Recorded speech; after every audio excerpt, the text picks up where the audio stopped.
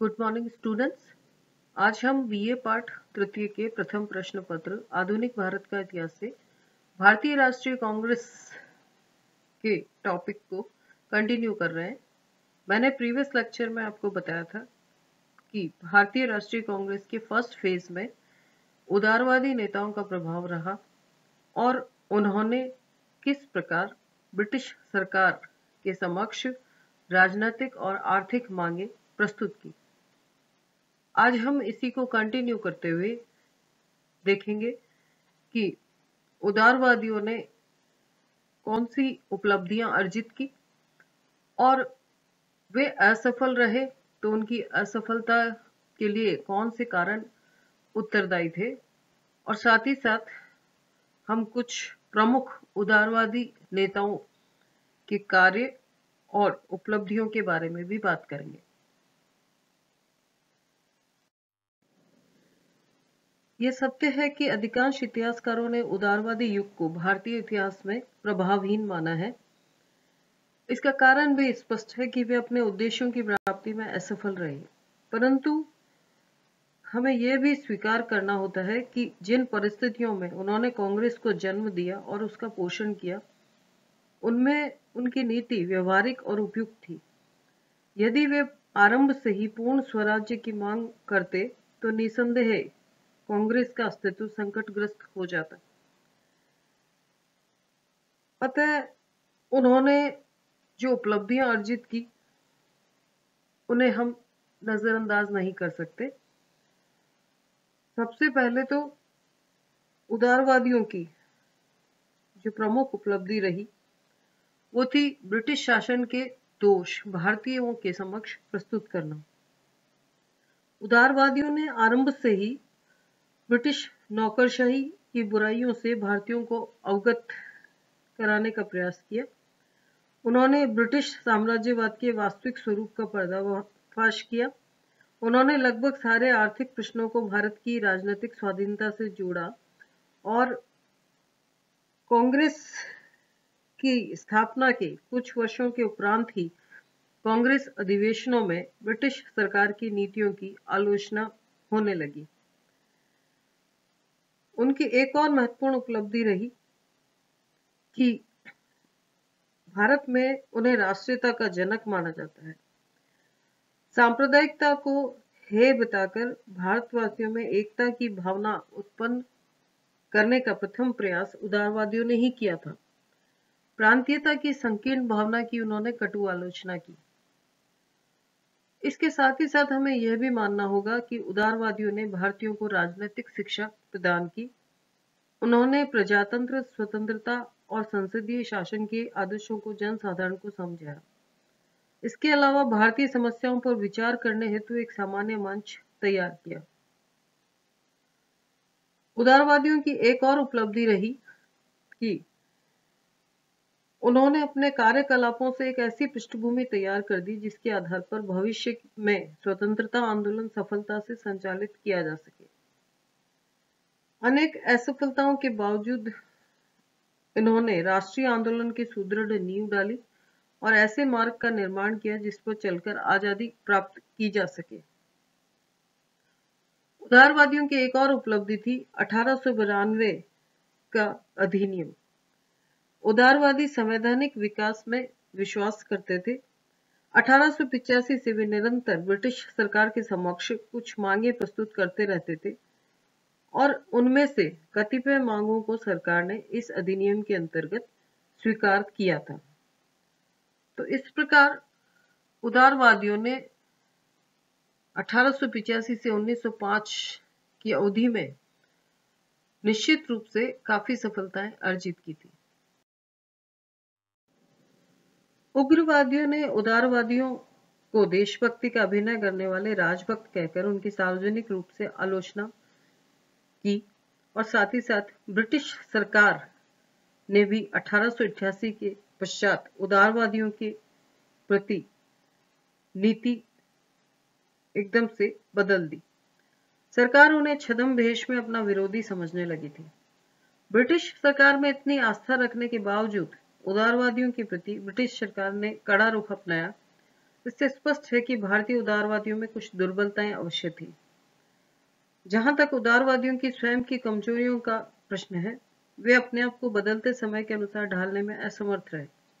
उन्होंने ब्रिटिश न्यायप्रियता में सहज विश्वास कर लिया था, जो सर्वथा निर्मूल था। भारत में उस समय जो घटनाएं घट रही थी और बाद में जो घटी, उन्होंने स्पष्ट कर दिया कि भारत की दुर्दशा के प्रति ब्रिटिश सरकार का रुख सहानुभूतिपूर्ण नहीं था। उग्रवादियों ने उदारवादियों के संवैधानिक साधनों को राजनीतिक भिक्षावृत्ति की हीन संज्ञा दी। भारतीय उदारवादियों की दूसरी निर्बलता केवल भारतीय समाज के उच्च वर्ग से संबंध और संपर्क बनाए रखना थी। उदारवादियों में पाश्चात्य शिक्षा प्राप्त वकील, उद्योगपति, शिक्षक और पत्रकार थे, जो निर्धन और अशिक्षित निम्न वर्गीय भारतीयों के दृष्टिकोण को समझने और उन्हें अपना दृष्टिकोण समझा सकने में मनोवैज्ञानिक रूप से असमर्थ थे। अपने आरंभिक चरण में भारतीय राष्ट्रीय कांग्रेस उच्च वर्गीय शिक्षित उदारवादियों की एक राजनीतिक क्लब मात्र थी। उदारवादी नेताओं ने किसानों और श्रमिकों की हीन दशा पर ध्यान नहीं दिया। वे अपने से संबंधित शहरी शिक्षित और उच्च मध्यम वर्ग के हितों की ही वकालत करते रहे। सच्चाई तो यह है कि उदारवादी नेता श्रमिक, किसान और आम भारतीयों से संपर्क स्थापित नहीं कर सके। उनके शीर्ष नेताओं ने अत्यंत अभिजात्य जीवन शैली अपना ली थी। उदारवादी नेता भारतीयों के विश्वसनीय नेता नहीं बन पाए। उनकी देशभक्ति ब्रिटिश शासन के प्रति अपार श्रद्धा होने के कारण सदैव शंका की दृष्टि से देखी जाती रही।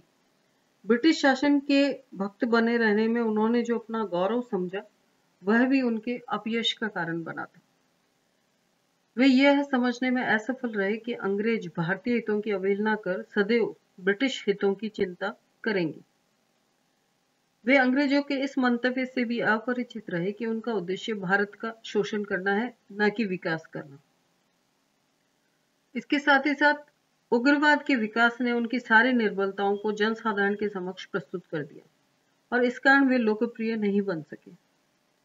वे ब्रिटेन की सरकार को विनम्र प्रार्थनाओं द्वारा तथा वहां की जनता को ब्रिटिश सरकार के प्रति अपनी अनन्य भक्ति प्रदर्शित करके अपना सहायक बनाना चाहते थे, जो उनकी भारी भूल सिद्ध हुई। उनमें ऐसे लोग कम थे जो कारावास, देश निर्वासन और निजी संपत्ति का अपहरण सहन कर सकते थे और इस प्रकार अपनी इस कार्यशैली के कारण उदारवादियों के इस पीरियड को असफल माना गया। लेकिन यदि हम इतिहासकारों का दूसरा पक्ष देखें तो उदारवादियों को पूर्ण तरह असफल नहीं कहा जा सकता। उन्होंने इस संपूर्ण अवधि में जो कार्य किया और जो उपलब्धियां अर्जित की, उनके आधार पर यह कहा जा सकता है कि कांग्रेस को जन्म देने और राष्ट्रीयता को प्रबल बनाने का श्रेय निसंदेह उदारवादियों को जाता है। कुछ असफलताओं के बावजूद इस दौर के इन राष्ट्रवादियों ने राष्ट्रीय आंदोलन की एक ऐसी नींव रखी जिस पर उसका अगला विकास संभव हो सका और इसीलिए 1885 से 1905 तक के समय को भारतीय राष्ट्रवाद के बीजारोपण का समय कहा जाता है। अब हम कुछ प्रमुख उदारवादियों के कार्यों और उनके राजनीतिक विचारों के बारे में बात करेंगे। भारत के प्रमुख उदारवादियों में दादा भाई नौरोजी का नाम सर्वप्रथम लिया जा सकता है। दादा भाई नौरोजी को grand old man of India भी कहा जाता है। उनका जन्म नवसारी, गुजरात में हुआ था। वे ब्रिटिश संसद में निर्वाचित होने वाले प्रथम भारतीय थे और उनकी पहली सफलता ये रही कि उन्होंने ब्रिटिश सांसद होते हुए भारतीय व्यय की जांच कराने हेतु रॉयल आयोग या वेल्बी कमीशन का गठन करवाया। 1901 में उनकी प्रसिद्ध पुस्तक poverty and earn British rule in India का प्रकाशन हुआ और उन्होंने इस पुस्तक के माध्यम से अपना प्रसिद्ध धन निष्कासन का सिद्धांत प्रस्तुत किया। उन्होंने बताया कि भारत की संपत्ति का बहुत बड़ा भाग ब्रिटिश अधिकारियों के पेंशन के माध्यम से, ब्रिटिश सैनिकों के उच्च वेतन और युद्ध कार्यालय की स्थापना के द्वारा, भारत सरकार द्वारा इंग्लैंड में खर्चा करने से और ब्रिटिश व्यापारियों द्वारा लाभ के रूप में भारत से अतुल धन ले जाने से हो रहा है। और उन्होंने ब्रिटिश संसद में भारत की निर्धनता और आर्थिक समस्याओं को विस्तृत रूप में प्रस्तुत किया। उन्होंने भारतीय आर्थिक दुर्दशा का नग्न चित्र आंकड़ों सहित ब्रिटिश सरकार के समक्ष प्रस्तुत किया और इस प्रकार उन्होंने भारत में आर्थिक राष्ट्रवाद को जन्म दिया। फिरोज शाह मेहता दूसरे प्रमुख उदारवादी नेता थे। उनका जन्म बंबई में हुआ था। वे बंबई विधान परिषद और केंद्रीय विधान परिषद के सदस्य रहे और वे अपने समाचार पत्र द बॉम्बे क्रॉनिकल के माध्यम से अपने विचारों को जनता के समक्ष प्रस्तुत करते थे। 1878 में जो वर्नाकुलर प्रेस अधिनियम पारित हुआ था, उसके बारे में उनका विचार था कि दमन का प्रयोग उच्छृंखलता में वृद्धि करता है।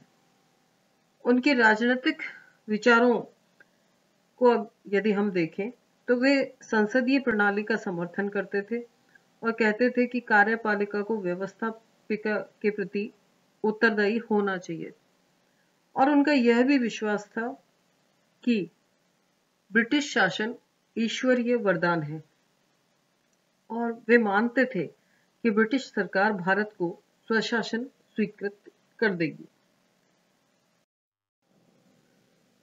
सुरेंद्रनाथ बनर्जी भारत के प्रमुख उदारवादी नेताओं में थे। उनका जन्म कलकत्ता में हुआ था।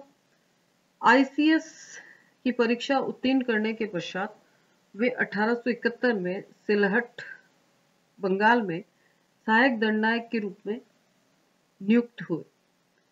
भारतीयों के साथ अंग्रेजों की भेदभावपूर्ण नीति ने उन्हें परेशान कर दिया और उन्होंने राज की नौकरी छोड़ दी और सार्वजनिक सेवा कार्यों में लग गए। 1876 में उन्होंने इंडियन एसोसिएशन की स्थापना की थी और इस संस्था को उन्होंने देशव्यापी बना दिया। सुरेंद्रनाथ बनर्जी के राजनीतिक विचारों की हम बात करें तो वे ये मानते थे कि ब्रिटेन के निर्देशन में ही भारत की प्रगति संभव है और ब्रिटिश शासन के कारण ही भारत में राजनीतिक एकता की स्थापना हुई।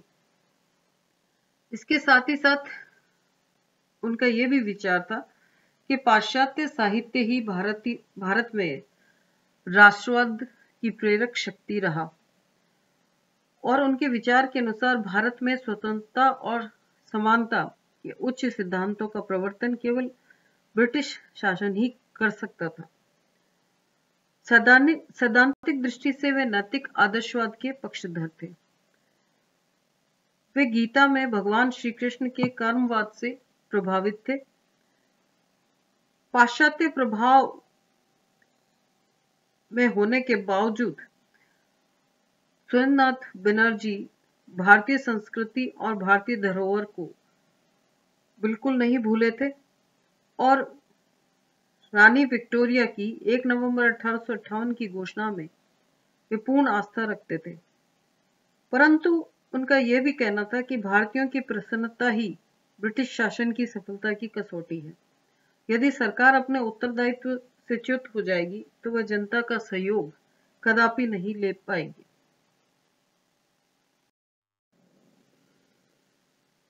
गोपाल कृष्ण गोखले भारत के प्रमुख उदारवादी नेताओं में गिने जाते हैं। उनका जन्म महाराष्ट्र में रत्नागिरी में हुआ था। आरंभ में वे बॉम्बे विधान परिषद के सदस्य रहे। 1902 में गवर्नर जनरल की विधायी परिषद की सदस्यता उन्हें दी गई। 1905 में बनारस के कांग्रेस अधिवेशन के वे अध्यक्ष रहे और 1905 में इन्होंने सर्वेंट्स ऑफ इंडिया सोसाइटी की स्थापना की थी। उनके राजनीतिक विचारों पर यदि हम नजर डालें तो उनके विचार यथार्थ उदारवाद से प्रेरित थे और वे ये मानते थे कि नैतिक अनुनय विनय के द्वारा ही सफलता अर्जित की जा सकती है।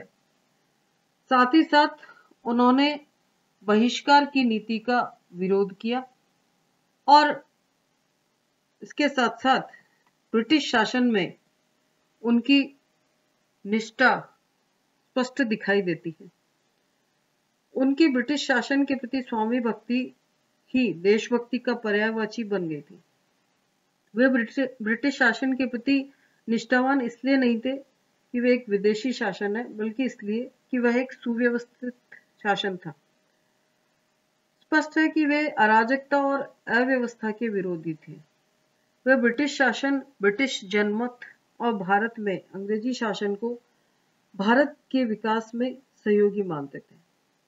इसके अतिरिक्त गोखले सत्ता का केंद्रीकरण नहीं चाहते थे। वे ग्राम पंचायतों, जिला परिषदों और विधान परिषदों के गठन पर जोर देकर देश का हित करना चाहते थे। उनका कहना था कि भारतीयों को अधिकार तभी मिल सकते थे जबकि ब्रिटिश सरकार सत्ता के विकेंद्रीकरण की नीति अपनाए।